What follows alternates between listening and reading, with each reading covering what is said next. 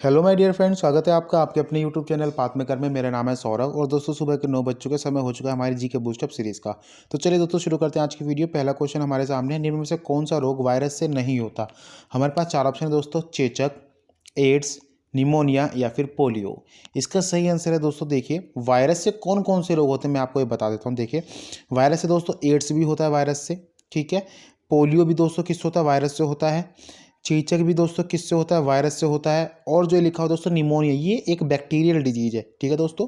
ये बैक्टीरिया से होती है, ये दोस्तों किससे होती है, बैक्टीरिया से, वायरस से नहीं होती। तो हमारा आंसर क्या होगा दोस्तों, ऑप्शन सी निमोनिया, ठीक है। क्वेश्चन नंबर 2 की ओर बढ़ते हैं दोस्तों। निम्न में से कौन जीवाणु विज्ञान के जनक के रूप में जाना जाता है। हमारे पास चार ऑप्शन है, जॉन ई शॉल्क, लीनक, रिचर्ड ऑल्टमैन या फिर ल्यूवेनहॉक। इसका सही आंसर है दोस्तों, जीवाणु विज्ञान के जनक के रूप में जाना जाता है दोस्तों एंटोनियो एंटोनियो ल्यूवेनहॉक को जाना जाता है, ठीक है दोस्तों। देखिए जॉन ई शॉल्क, लीनक और रिचर्ड ऑल्टमैन के बारे में मैंने आपको जी के बूस्टअप सीरीज के माध्यम से सिखा रखा है। आपको इनके बारे में क्या पता है दोस्तों, इनके द्वारा किस चीज़ की खोज की गई थी, आप कमेंट सेक्शन में कमेंट करके बताइएगा, ठीक है। क्वेश्चन नंबर 3 की ओर बढ़ते हैं दोस्तों। निम्न में से किसके द्वारा गुलामगिरी पुस्तक को लिखा गया है। हमारे पास चार ऑप्शन, ज्योतिराव फूले, तस्लीमा नसरीना, महात्मा गांधी या फिर हरिवंश राय बच्चन। इसका सही आंसर दोस्तों ऑप्शन ए, ज्योतिराव फूले के द्वारा लिखी गई थी दोस्तों गुलामगिरी पुस्तक, ठीक है। क्वेश्चन नंबर 4 की ओर बढ़ते हैं। निम्न में से कौन सी नदी पश्चिम की ओर बहती है। हमारे पास चार ऑप्शन है दोस्तों, गंगा, लूनी, ब्रह्मपुत्र या फिर महानदी। इसका सही आंसर है दोस्तों ऑप्शन बी, लूनी नदी जो है दोस्तों ये पश्चिम की ओर बहने वाली नदी है। नेहरू कप किस खेल से संबंधित है। हमारे पास चार ऑप्शन है, हॉकी, फुटबॉल, बास्केटबॉल या फिर क्रिकेट। इसका सही आंसर है दोस्तों जो नेहरू कप है वो फुटबॉल से संबंधित है।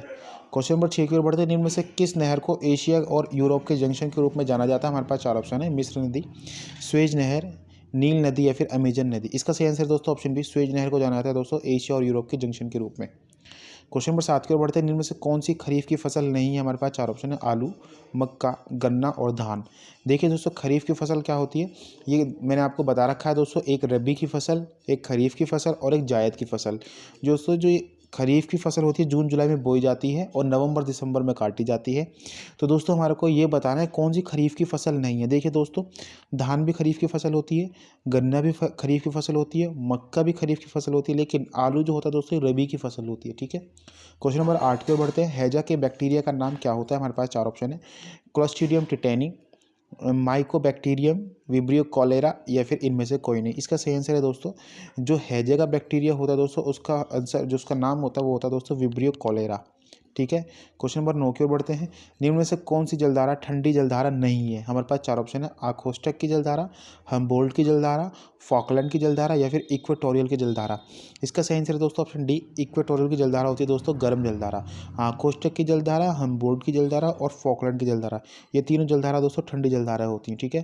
क्वेश्चन नंबर 10 की ओर बढ़ते हैं। ब्लड बैंक में एंटी क्लॉटिंग एजेंट के रूप में किसका इस्तेमाल किया जाता है। हमारे पास चार ऑप्शन है, हिपेरिन, सोडियम सल्फेट, सोडियम ऑक्सोलेट या फिर हिरेंड्रिन। इसका सही आंसर है देखिए दोस्तों जो ब्लड बैंक में एंटी क्लॉटिंग एजेंट के रूप में यूज होता है वो होता है दोस्तों सोडियम ऑक्सोलेट, ठीक है।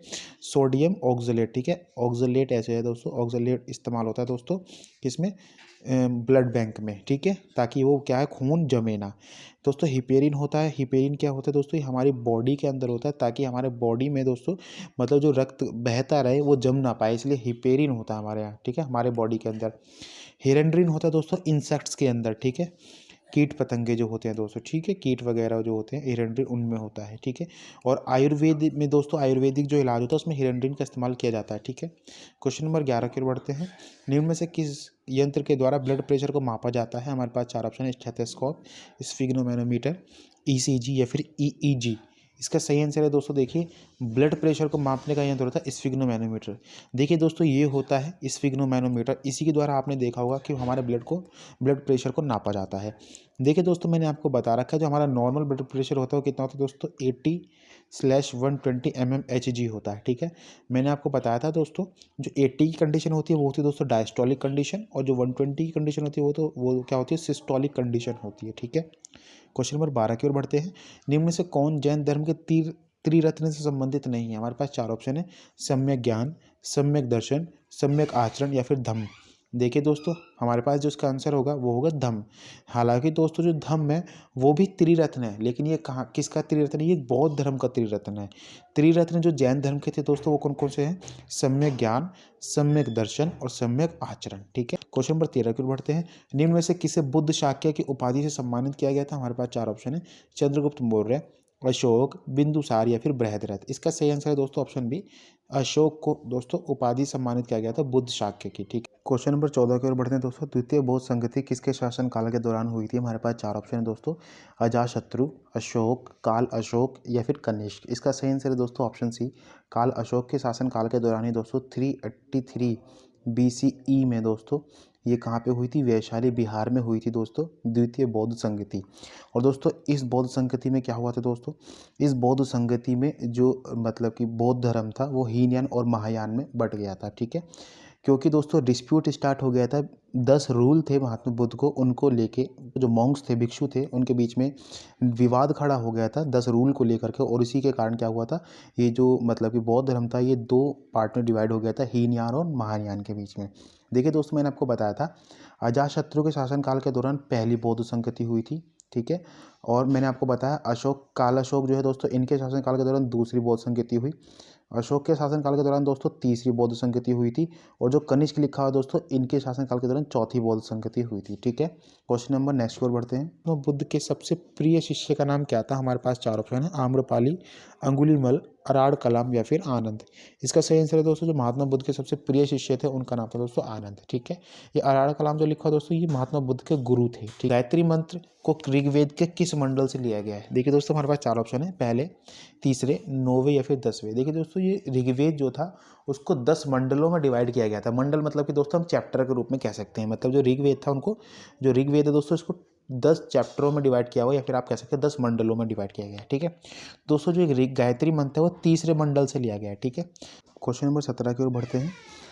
हड़प्पा सभ्यता की खोज किसके द्वारा की गई थी? हमारे पास 4 ऑप्शन है। दयाराम साहनी, राखलदास बनर्जी, सोहम दास या फिर विक्रम सुहास। इसका सही आंसर है दोस्तों ऑप्शन ए, दयाराम साहनी के द्वारा दोस्तों 1921 में किसकी खोज की गई थी दोस्तों? हड़प्पा सभ्यता की, ठीक है। IBC का एक दोस्तों ये क्या है, एक साइट थी हड़प्पा। और दोस्तों इसी की खोज दयाराम साहनी के द्वारा 1921 में की गई थी। एनालिटिक इंजन का निर्माण किसके द्वारा किया गया था? हमारे पास 4 ऑप्शन, चार्ल्स बेबेज, एवा लवलेस, टिम बर्नर्स ली या फिर सचिन बंसल। इसका सही आंसर है दोस्तों जो एनालिटिक इंजन था उसकी खोज की गई थी, निर्माण किया गया था चार्ल्स बेबेज के द्वारा। क्वेश्चन नंबर 19 को बढ़ते हैं। हाल ही में कैंसर जागरूकता दिवस कब मनाया गया? इसका सही आंसर दोस्तों ऑप्शन डी, 7 नवंबर को मनाया गया कैंसर जागरूकता दिवस। क्वेश्चन नंबर 20 की ओर बढ़ते हैं। हाल ही में हॉकी इंडिया के अध्यक्ष के रूप में कौन नियुक्त किए गए हैं? हमारे पास 4 ऑप्शन है। ज्ञानेंद्रो निगोम्बाम, हेमंत खत्री, दीपक ओमान या फिर शिवराम अय्यर।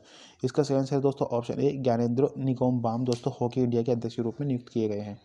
क्वेश्चन नंबर 21 का आंसर दोस्तों आपको कमेंट सेक्शन में कमेंट करके बताना है। मछली पालने के अध्ययन को क्या कहा जाता है? कल हमने दोस्तों आपसे जो क्वेश्चन पूछा था वो ये था, किस हार्मोन को लव हार्मोन के नाम से जाना जाता है? इसका सही आंसर दोस्तों ऑक्सीटोसिन हार्मोन एक होता है दोस्तों जिसको हम लव हार्मोन के नाम से जानते हैं।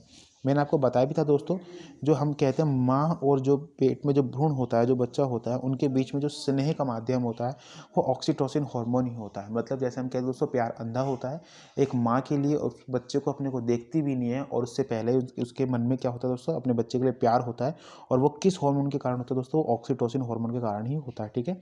आज की वीडियो यहीं पे समाप्त होती है दोस्तों। आपको वीडियो कैसी लगी कमेंट सेक्शन में कमेंट करके जरूर बताइएगा, हमें आपके कमेंट का इंतजार रहेगा। चलिए दोस्तों विदा लेते हैं, अब आपसे मिलेंगे अपने नेक्स्ट वीडियो में। थैंक्स फॉर वॉचिंग गाइस, जय हिंद, जय भारत।